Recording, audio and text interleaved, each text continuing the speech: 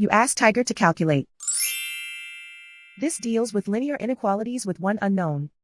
The final result is x greater than negative 32. Let's solve it step by step. Isolate the x. Multiply both sides by 8.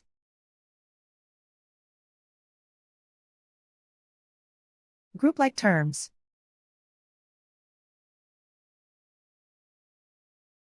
Multiply the coefficients.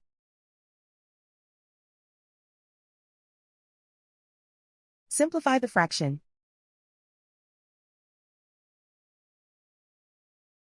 Simplify the arithmetic.